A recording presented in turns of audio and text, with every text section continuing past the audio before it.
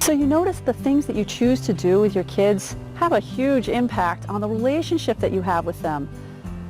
Whether you criticize them or whether you spend time with them, all of these things make a big difference. My name is Deborah C. Owen from YouCanRaiseGreatKids.com, and in our previous videos we were talking about the things that we speak to our children and then the things that we think about our children. If you haven't had a chance to see those yet, go back and watch them. And today we're going to be talking about what you do. And I'm going to ask you to make a commitment to spending time with each of your children every day. I know this is huge. It's especially big if you're a single mom, if you've got small kids. Try to find somebody who can help you. Maybe it's not going to be every single day, but aim for every day. And that way, if it's only 4 or 5 days a week, you know you're doing your very best to make this happen. Because let's face it, the only thing that is going to help you maintain influence over your kids is time. There is no shortcut to a positive relationship. It just doesn't exist. The only thing that you can do is spend time with each of your kids individually. And you can do whatever they want to do. In fact, you should, most of the time, do what they want to do. And maybe twice a week, see if you can do what you want to do. Maybe you make an agreement up front that during this special time or this parent-child time or whatever it is you want to give it a name for, that twice a week you'll do what the parent wants to do. And that's a time when you can put your kid in positions to kind of deal with some of the things that you know they're dealing with. If they're dealing with bullies in school, maybe, and you've got a younger child, maybe you can do some play acting with some of their dolls or their little play action characters or whatever to try to figure out, you know, how to role play and help them deal with bullies. Or play house or something like that. If you've got older children, of course that's not going to work so well unless you actually invite them to try to brainstorm ways to deal with a bullying situation and role play with them during that time. But the rest of the time, do what they want to do. Let them teach you their video games. I wouldn't do videos every day by any means. Limit that again to like twice a week during this special time. But let them teach it to you. That's something that they love, perhaps, and let them be a master of it.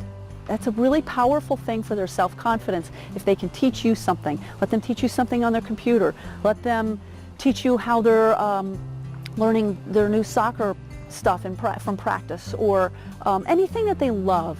Let them teach it to you. And it doesn't have to be a lot of time. It can be as little as 10 minutes a day. Can you find 10 minutes a day to spend with each of your children? This is more important than anything else you can do. I mean, really, 10 years from now, are you going to remember whether the house was clean on a particular day or for a particular week? Are you going to remember that last email that you sent out before you put everything away and got supper ready? Are you going to remember any of those things? What you and your child will remember is the relationship that you had together as he or she was growing up, because it will affect the relationship that you have as that child becomes an adult, and the relationship that you may have with the grandkids that grown-up child gives to you later on in life. So the only way to maintain influence over your child is to spend time with him or her. And the other thing is just make sure that when you spend time that you are not judging and you are not criticizing, ever. In fact, once they get to be in middle school, never judge or criticize. I mean, there needs to be certain house rules and stuff, and we can go over that at another point, or I can work with you one-on-one on that sort of thing. But I mean, as a general rule, don't criticize and don't judge, because that will block them off from you. They will never share another thing with you. What do you do instead? You empathize. The words you use are words of empathy. Oh my gosh, that must be so tough for you when she said that to you. Oh, how frustrating it is that your teacher didn't believe that you did the homework, even though you know that he didn't. It doesn't matter whether you agree with them or not. Just be empathetic. Let them know that you hear their feelings, because their feelings are real to them, whether or not they make sense to you. It doesn't matter if they make sense to you. They make sense to your child. And that's where empathy comes into play. And when you build the bridge between the island where your child lives and the island where you live, and you want to meet in the middle, that bridge is built out of empathy and time. And from empathy and time come the words and the actions and the thoughts of love and support that will help you connect or reconnect with your child.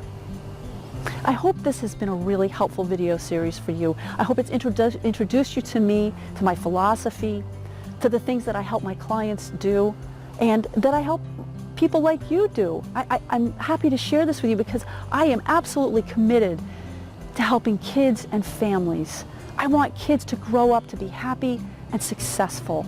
And I'm not talking about money. I mean successful in their relationships, because that's what life is all about. So that's why I'm doing this. I'm absolutely committed to that. I'm blessed with a wonderful family.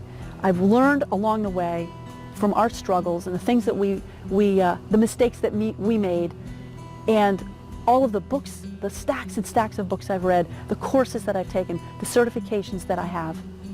I want to share with you. I want to make your life better. I want you to have the relationship of your dreams with your children. So please share this video with your family and friends.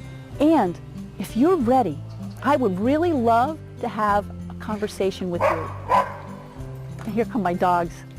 But I would love to have a conversation with you. And so I invite you to click on the link and schedule just a 10-minute conversation with me. We'll talk a little bit about whatever is bothering you, what your struggles are. We'll see if we have a good match. I'll determine if it's something that I can help you with. And we'll go from there. But you never know unless you ask. So I invite you, please, go ahead, click on the link, schedule a 10-minute conversation with me, you and me together, and we'll begin to see if we can solve some of the problems that you have, or at least just answer the questions that you have about what it means to keep the connection with your kids that you desire so desperately. I totally understand. I went through all of that myself. So please, click the link, schedule a time. I can't wait to talk to you. Thanks so much. Bye.